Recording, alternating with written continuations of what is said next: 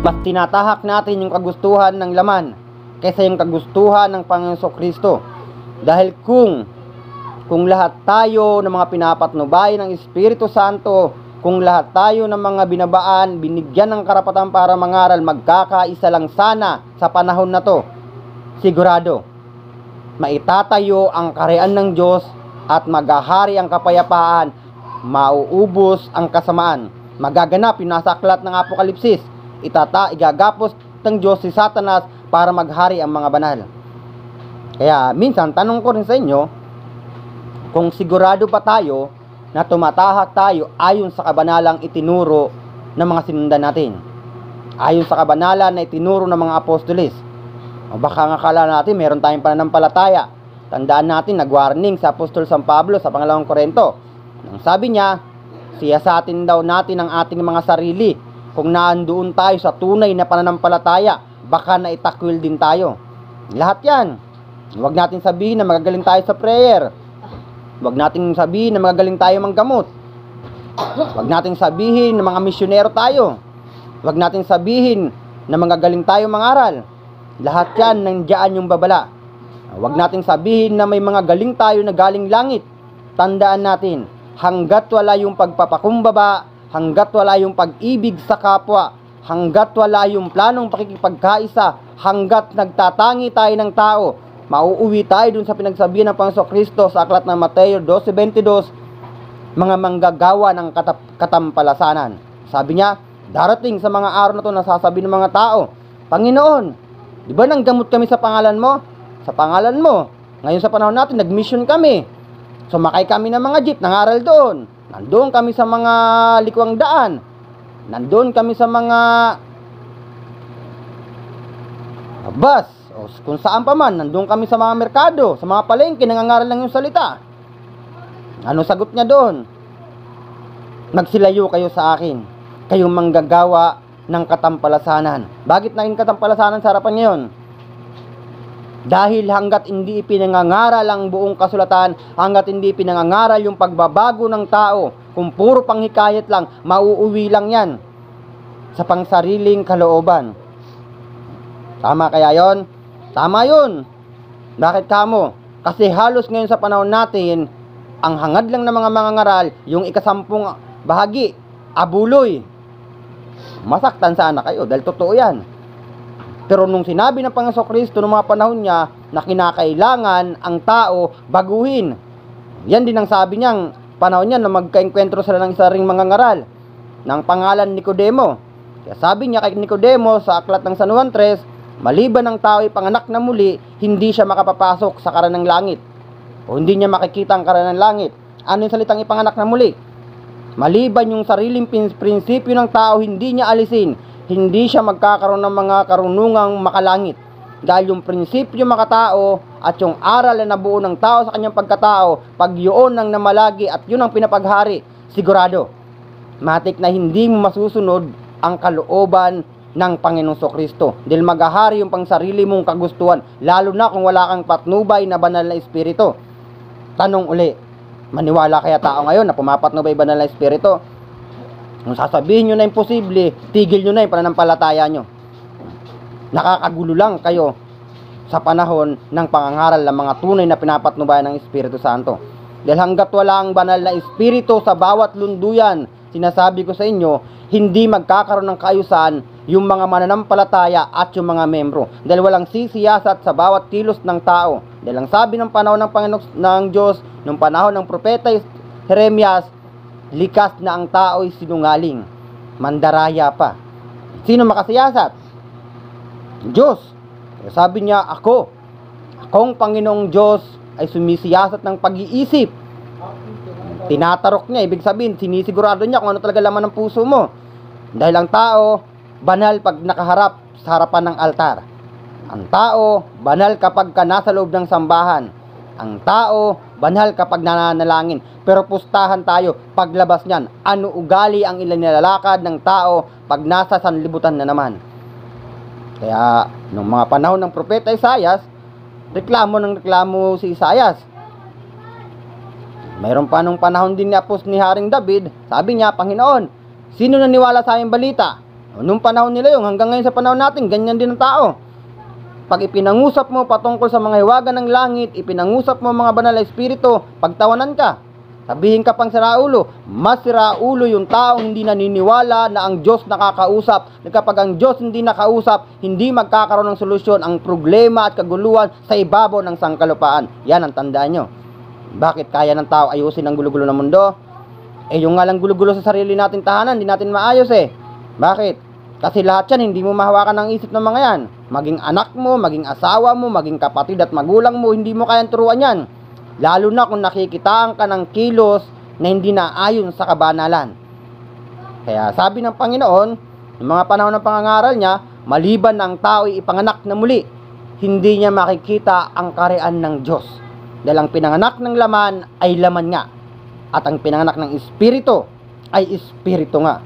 Saan tayo dun sa parte na yon? Baka lahat tayo pinanganak ng laman. Baka lahat tayo hindi muna tumanggap ng authority galing langit. Baka lahat tayo nangangaral ngayon pang sariling kalooban lang.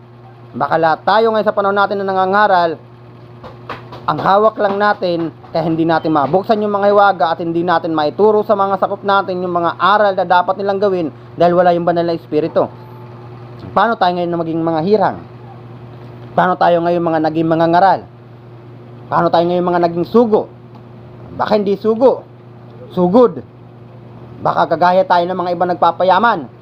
Baka gaya tayo ng mga iba na pinangangalakal lang, na ipinangangalakal mismo yung salita ng Panginoon. May mga terminasyon pang ganito. Minsan naririnig ko sa mga aral ninyo, pag-awayan nyo pa, na si Jesucristo raw, hindi Diyos. Tao lang. Wala namang problema dun Sige, kung yan ang paniniwala nyo, tao siya, wala rin problema dun. Ang tanong, ano yung ipinangaral ng Panginoong Kristo? Aral bang makatao o aral makadiyos? Sabihin nyo ng tao siya. Walang problema doon. Pinaniwalaan nyo kaya yung kanyang aral? Sinunod nyo kaya ang kanyang aral? Kaya noong mga panahon ni Apostol San Pablo, lininaw niya yan. Nasabi niya, kahimat kami o isang anghel na mula sa langit ang mangaral sa inyo ng ibang aral, Aklat ng Galasya, at hindi dala ang aral na ito itakwil. Bakit kamo? Kasi kapag ang aral makatao, hindi papuntang langit yun. Aral makatao lang. Pero kapag ang aral, kahit na isang taong pulubi o isang taong gusgusin o isang taong hamak, kapag ang aral niya, pag-ibig at pagpapakumbaba at pagpapahinuhod at pagyukod sa harapan ng Diyos, matik, aral galing langit yan. Sino gusto niyong mga ngaral? Yung mga nababalitaan natin ngayon sa panahon natin, yung mga nabobroadcast sa FB, sa YouTube, nakagagaling mga ngaral. Ang gaganda ng mga itsura, mga talagang hindi makabasag pinggan. Pero mababalitaan natin, o baka pinagtatakpan nyo lang, anong nababalita natin? Sarili mga sakop nila, ginagahasa, inaasawa, yung iba kinukulong, yung iba sinisingil ng buwis ng sapilitan, yung iba mayroon pang nasasawag na nagkakautang pag hindi nagbigay ng ikapo. Yan ba mga hinahangaan yung mga ngaral? Samantalang nung lumitaw ang Panginoong Kristo, bilang nagpatotoo at nagpalaganap ng salita ng Diyos, ano sabi niya? Sa Aklat ng Mateo 9:12, datapwat nang ito'y marinig niya kanyang sinabi. Yun ang mga reklamo nila ng panahon nila. Para bang reklamo rin ngayon? Bakit kamo? Kasi kapag nakita ngayon ng panahon natin na ang mga mangangaral, maagusgusin, yung mga mangangaral na para bang tapos sa buhay, lait-laitin agad. Yung gusto nila kasi mangangaral yung mga nakadisente, nakasutana, nakamerikana, yan pang pinakamahirap sa inyo. Kayo pa mismo na may hawak ng banal na kasulatan, kayo pa'y nagpapalaganap ng ikatitisod ng tao at ikasasama ng tao. Porket nakita nyo na ang kapwa nyo mga ngaral, para bang ang layo ng dating sa inyo, no? Sabihin nyo agad, angkan sila ng kulto. Intindihan nyo ba yung salitang kulto?